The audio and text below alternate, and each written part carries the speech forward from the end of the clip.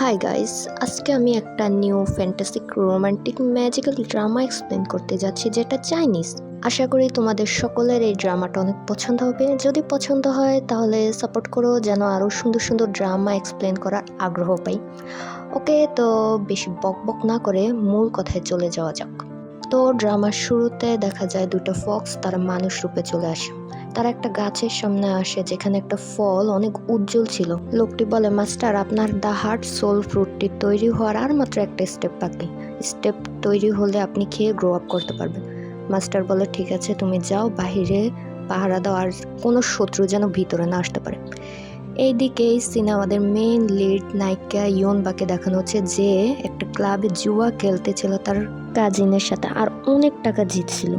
এমন সময় তার কাজিন বলে, হয়েছে তো, আর কত খেলবে, এবার থামো, অনেক টাকা জিতছো তো, আমাদের বাড়ি যেতে হবে, তাও নাহলে আঙ্কেল দেখলে আমাদের খবর আছে।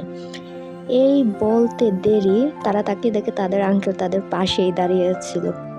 তো তাদের আঙ্কেল তাদেরকে সঙ্গে নিয়ে বাহিরে যাচ্ছিল, আর এমন সময় ইয়ন বা আঙ্কেলের ধ্যান সরানোর জন্য বলে উঠলো, ওই দেখো ফক্স।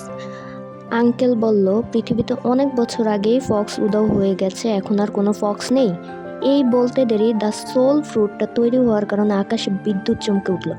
সবার নজর যখন ওইখানে ছিল, আমাদের নায়িকা ওইখান থেকে পালিয়ে যাচ্ছিল। সে যেই রাস্তা দিয়ে যাচ্ছিল সেখানে একটি পোর্টাল খুলে যায়, আর ইয়নবা ওটার ভিতর ঢুকে যায়, আর সেই জায়গায় গিয়ে পৌঁছায় যেখানে দ্য হার্ট সোল ফ্রুটটি ছিল।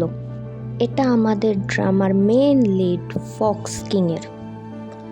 আর ওই দিকের ড্রামার নায়িকা ভাবতেছিল, এটা কি করে সম্ভব, আমি তো মার্কেটে ছিলাম, আমি এইখানে কি করে চলে আসলাম, তাও জঙ্গলে। আর এইদিকে ফক্স কিংও টের পেয়ে গেল।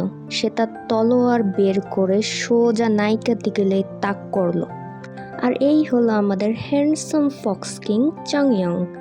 ইয়ংবা নিজের সামনে এত সুন্দর একটা হ্যান্ডসাম ছেলেকে দেখে অবাক হয়ে শুধু তাকিয়েই ছিল। চাংয়াং বলে, তুমি কে, আর এইখানে কি করে আসলে? ইয়নবা বলে, দেখো, আমরা কথা বলি, তুমি একটু তোমার তলোয়ারটা সরাও। কিন্তু চাংয়াং তো তলোয়ার সরায় না।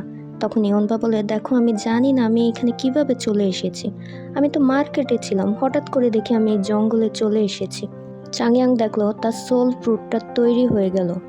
সেটা দেখে চাংয়াং তলোয়ারটা তার দিক থেকে সরিয়ে সোল ফ্রুট কাটতে পাঠায়। সোল ফ্রুটটা চাংয়াংয়ের কাছে না এসে সোজা ইয়নবার কোলে গিয়েই পড়লো।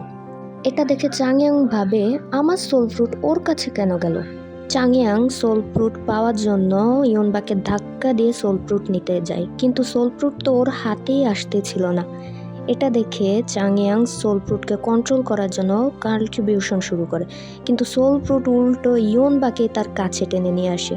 এই ইনসিডেন্টের জন্য ফক্স ক্ল্যান একটা বিকট শব্দ হয়, যাতে ওই ফক্সটা বলে, ওইখানে কি কোনো সমস্যা দেখা দিল?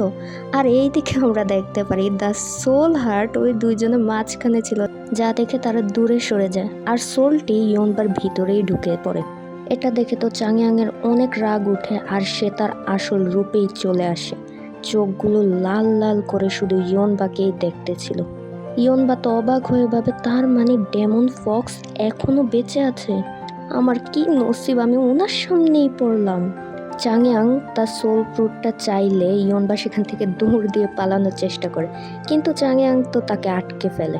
ইয়নবা বলে, কি সোল, কেমন সোল, আমি জানি না, আমাকে ছাড়ো। ইয়নবা মানছিল না বলে চাংয়াং তার পাওয়া দিয়ে তার ভিতর থেকে সোলটা বের করার চেষ্টা করছিল। এমন সময় ওর পিছন দিয়ে এক পোর্টাল খুলে যায়। চাংয়াং ভাবে, ওকে যে এত সমস্যা তৈরি করলো। চাংয়াং আর উপায় না পেয়ে ওর স্মৃতি মুছে ওকে ওই পোর্টালের মধ্যেই পাঠিয়ে দেয়। এমন সময় চাংয়াংয়ের ফ্রেন্ড এসে চাংয়াংকে বলো, ওকে কোন দিক থেকে আসলা, তুমি যে ওর স্মৃতি মুছে দিলে? চাংয়াং বলে, আমার হার্ট সোল ফ্রুট ওই মেয়েটা খেয়ে ফেলছে, ওর যদি সব মনে থাকে তাহলে অনেক সমস্যা হতে পারে, যার কারণে আমি ওর স্মৃতিগুলোই মুছে দিলাম। এইদিকে ইয়নবা সেই রাস্তাতেই অজ্ঞান হয়ে পড়েছিল। তার কাজিন তার আঙ্কেল তাকে খুঁজতে খুঁজতে সেই রাস্তায় তাকে অজ্ঞান অবস্থায় দেখে বাড়ি নিয়ে চলে আসলো। চাংয়াং ফক্স ক্ল্যানে এসে তার দাদিকে আজকে সব ঘটনা খুলে বলল। তার দাদি বলল, এটা কি করে হতে পারে, একজন সাধারণ মেয়ে তোমার হার্ট সোল কি করে নিতে পারে? মানুষ অনেক চালাক আর বেঈমান হয়, আসলে মানুষ আর ফক্সদের মধ্যে অনেক বছর ধরেই শত্রুতা ছিল। একজন আরেকজনকে দেখতেই পারতো না। মানুষ ভাবতো ফক্সরা ডেমন, আর ফক্সরা ভাবতো মানুষরা ডেমন।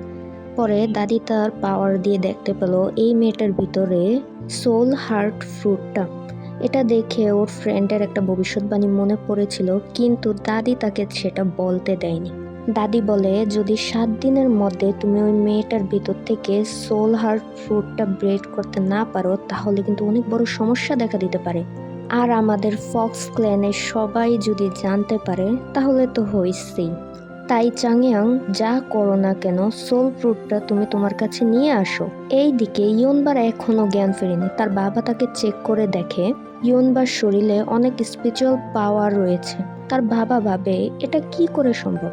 আমি তো কিছুদিন আগে স্পিরিচুয়াল রুটটা কেটে ওর শরীর থেকে বের করে ফেললাম, তাহলে ওর মধ্যে এত স্পিরিচুয়াল পাওয়ার আসলো কোন দিক থেকে? এমন সময় ইয়নবার জ্ঞান ফিরে আসে। তার বাবা তাকে বলে, হঠাৎ করে তুমি জ্ঞান হারালে কি করে? কি হয়েছে তোমার সাথে? কিন্তু ইয়নবা বলে, আমার তো কিছুই মনে নেই।